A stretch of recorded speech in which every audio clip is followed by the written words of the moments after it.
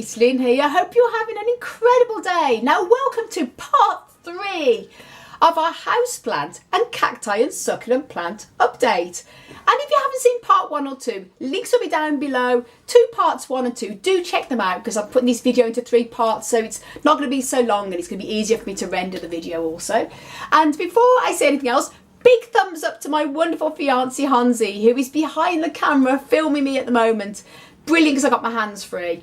And if you're not familiar with Hansi, do check out his channel, Family of Cacti and Other Beauties. Links up above. And Hans has some lovely videos in there on his cacti and succulents and also gardening as well, and other houseplants. So do check him out, guys. And thank you, Hansi, for filming me. And this, I'm starting off here we have 2 plant rooms. This is plant room, as we call number 2, and this is Hansi's room, and this is where he has some of his music and everything. And we have a plant table here, as you can see here. It's Hansi's music studio. No. And then we also use this as a plant room as well, because it's got a great window. And then the other plant room is going to be my office, and I'm going to show you that our little tiny bedroom where we have the ferns. So this, as I say, is one of our plant rooms in here, and this is where we overwinter in a lot of the cacti and succulents that can't take anything below 10 C. And we have a lot of things happening at the moment. As I say, mostly overwintering, but there's signs of new growth as well. Now we have a selection of a few house plants and cacti and succulents. We have, this is Hansi's gorgeous, I can never remember the proper name, nicknamed the ZZ plant, but it's something like Zanzi or something, isn't it? The full name, but nicknamed the ZZ plant. Zanzibar or something. Zanzibar, yeah. And this Hansi brought over from Sweden, and it is absolutely flourishing in this window. I mean, look, this is all new growth, literally in the last month or so, isn't it? Really fresh, new, glossy leaves. It's absolutely thriving. It's a beautiful plant, and this is a very easy succulent to grow if you haven't got bright light or you're not good with plants, because it's very easy to grow in less than perfect light conditions. This is actually in a north facing window. Now it does get additional light from the grow lights that we've got here, so it does get a bit of the equivalent of the sun coming in, but most of this is off to the side of the grow light, so it actually gets a lot of indirect, just bright light, and it is thriving here, guys, very, very well. And then here we have, this is also the plant that Hansi brought over from Sweden. This is our Dracaena, and it is a beautiful, the one that has the lovely maroony, deep plum coloured underside to the leaves. Look at that. And it's coming into flower. You see there's some little flowers on it, which is really beautiful to see there. Tiny little flowers, absolutely gorgeous. So this has really come on now. Now spring is nearly here. Lots of new growth on this. And then here we have some overwintering some cacti. We have mellow cacti here, and that's these. And still at the moment it looks dark here, but what happens, we have the grow lights that come on midday for a few hours, and this replica's sunshine coming in. And the reason why I'm filming it while the grow lights aren't on is because it's easier to get the lighting right. When the grow lights are on, everything is just completely pink. And here we have another Dracaena, and this is one we got as a cutting from our friend. This is doing very well, and as you can see here, different to the ones we had in our living room, this one has wider leaves, more wider green, and lovely sort of pale white stripes going through the middle. This is doing very well. And this here is nicknamed the Ponytail Palm, and this is actually Buchanea, the Ponytail Palm, or the Ponytail Succulent it's nicknamed. It has a lovely sort of bulb-like caudiciform where it stores its water, and this is doing incredibly well here. Come from Sweden, yeah. Yeah, and yeah, good. Hansi just reminded me, this has also come from Sweden. This is one of Hansi's plants he brought over too, and it seems very happy in this window. This will probably put out into the polytunnel when the weather starts warming up as well, because it loves sunshine. And then in our window we have a selection of serious types of cuttings as well that Hans has been propagating, doing very well here. From Lars Tavla. Yeah, from his friend Lars Tavla in Sweden. Again, this is also what Hansi brought over from Sweden. So they're doing very well here, from Sweden to Ireland, which is incredible. And then we have our Cereus spiralis. Now we love these cacti. the Cereus spiralis. We got these last year from Urban Plant Life and a brilliant garden centre in Dublin, in the Republic of Ireland. And we love Urban Plant Life. We really do. They have some great cacti there. Yeah. And the spiralis. And we've got these overwintering at the moment. But obviously they're going to be going into the polytunnel when the weather starts getting warm in the next few weeks. So stay tuned for a big video when we bring plants back into the polytunnel again. They're going to thrive with now that the spring is getting very close. And this is a little gorgeous tiny little mellow cactus that Hansi has grown himself from seed. Isn't it adorable, guys? So cute. And here is this a Martilio cactus as well, isn't it? Yeah, geometrisans. Yeah, geometrisans. That is a lovely one. We got that a couple of years ago. And Stetsonia there. oh yes, yeah, mustn't forget. That's a Stetsonia corny. Corinne? Yeah. Not quite sure how it is actually pronounced. Carina. Some people say Carina and some people say corny and everything, but Carina I think is the proper word. And that is also one that Hansi brought over from Sweden. So that's overwintering there. Doing pretty good. As I say, although spring is... little Pilosocereus cut in there. That's one from my plant that sort of went a bit black at the top. And we took a cutting from it and that's sort of doing very well now. And then here is a mellow cactus packed with seed. And I made a video the other day actually on how to harvest the seeds from mellow cacti. Very easy to do and packed with seed pods. So we're going to be harvesting more and sowing seeds again. Loads for our nursery. Look at that, full of seed pods, guys. And then we have here this... Now, what is the name of this cactus? Stenocereus. Isn't it? Kind of, yeah. I think it is, yes. This is one that Hansi brought over from Sweden also. We cut the top off that because it went a little bit scabby and a bit roughy. And look at the new pop that's formed. Wonderful to see. And here we have another Pilosocereus type. And this one is, let me just check the name. I'm hoping it's the name. It is. Another side. Oh. There. Yeah, it is yeah.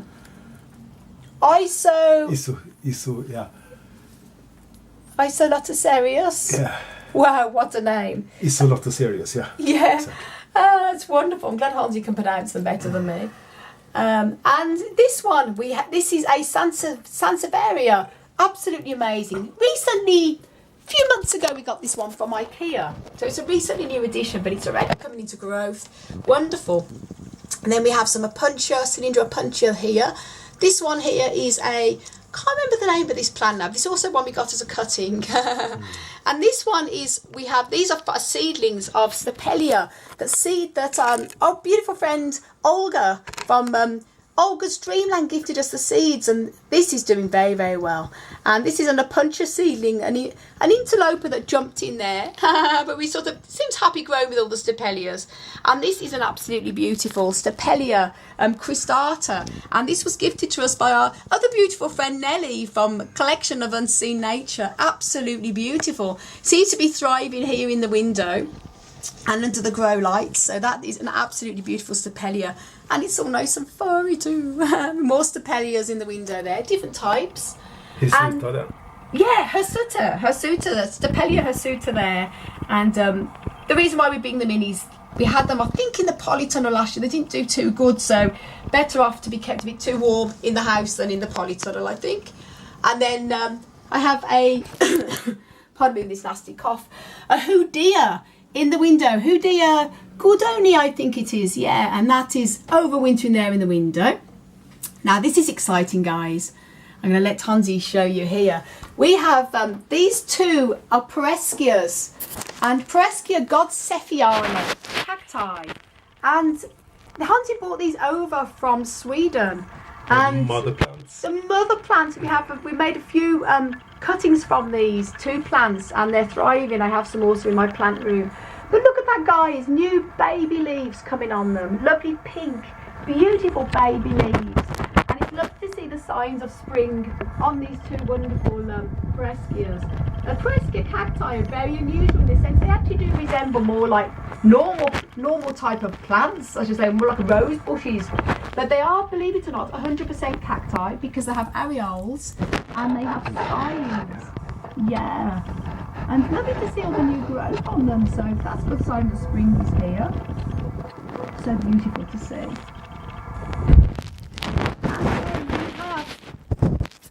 here a collection of seedlings as well. All a mixture of different types of seeds. Trichocereus, Raybutia, all mixtures there. And also, we have a lot of cuttings going on here. This is very much a propagation room. And more seedlings on the go here. These are under the grow lights, so they get maximum light. And they are really coming on now. The days are getting longer as well, and with the grow lights. So on the right hand side there, we have mainly epiphyllum seedlings all on the go, doing very well, I'm pleased to say. And absolutely incredible. Here then we have Plectranthus, which is the Coleus, beautiful red variety there in flower too. And this sadly is a plant that we think has sadly died. It's just gone, I mean, we've kept it dry over the winter, so it's not been kept cold or overwatered. It just seems to have given up the ghost, which is sad, but that sadly looks like a casualty, one of the first casualties we've had in the winter. We've been pretty good so far with everything else. And this here is a Euphorbia. I'm not exactly sure the exact Euphorbia, but it's a Euphorbia type. Beautiful. It's beautiful, isn't it? And then here is a Pilosocereus. Again, not sure the type there, but that's doing well, overwintering.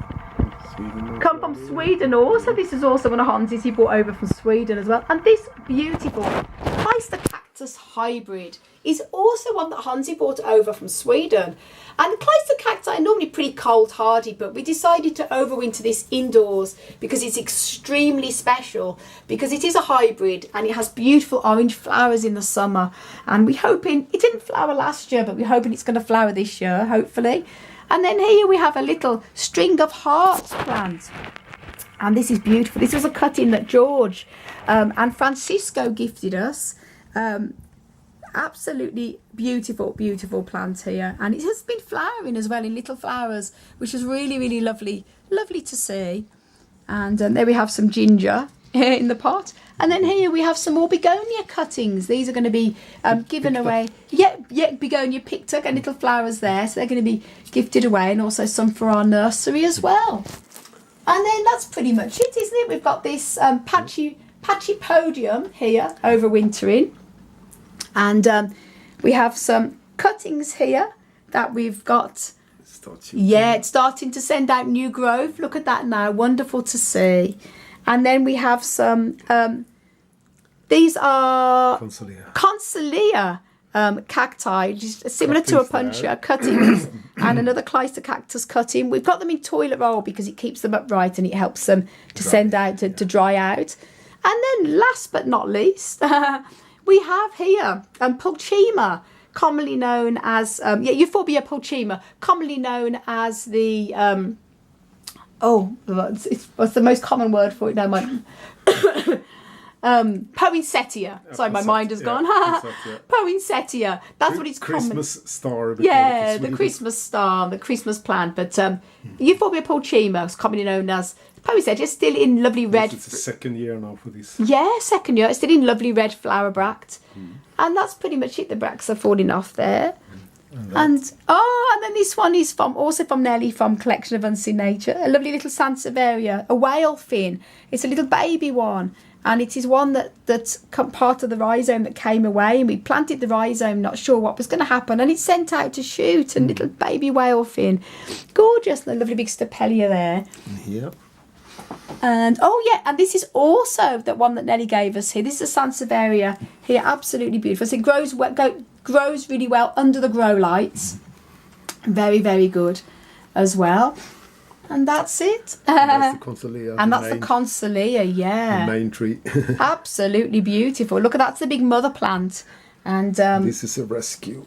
And that's a rescue we got from the Cactus and Succulent Society. That, as you can see, it's a bit yellow looking, a bit anemic looking. We've got it under the grow lights. We've repotted it, and we started to slowly introduce a bit of water to it now. It's nearly spring, and it seems to be greening up. So far, so good. I should fix this one. Wonderful. And there are seedlings too, yeah. Oh, that's wonderful. And here is, I saw for 2 weeks now. Oh, yes, yeah. Hansi sowed some seeds there. One week ago, yeah. See what happens with that. It's a mix. You see that? Yeah. And that's it. Hope for the best.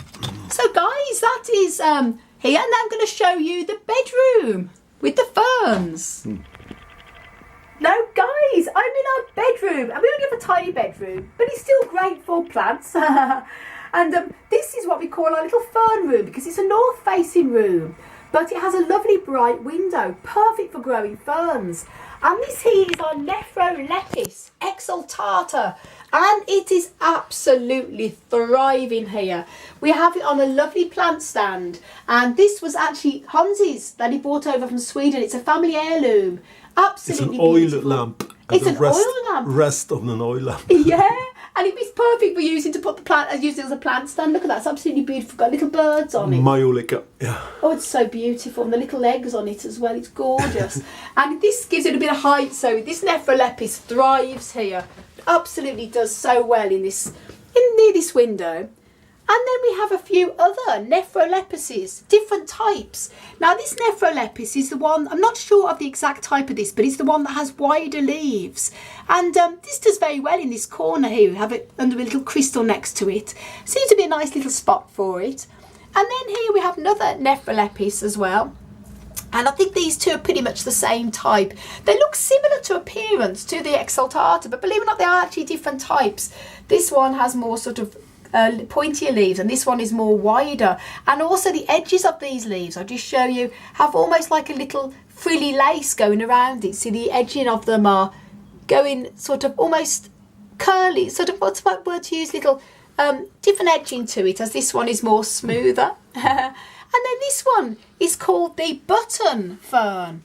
And big bottom. A big bottom, not the bottom, button. It's also a Nephrolepis. Nephrolepis, I just found the proper name of this, about the best. Nephrolepis dufyi.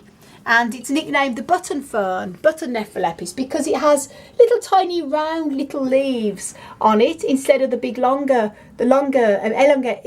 leaves. But it's absolutely lovely. Loads of new growth on there starting to come up now. It's coming closer to the spring. Does very well in this window. And as I say, in part one, those of you who watch part one of the houseplant update will see we have a lot of ferns in our kitchen as well.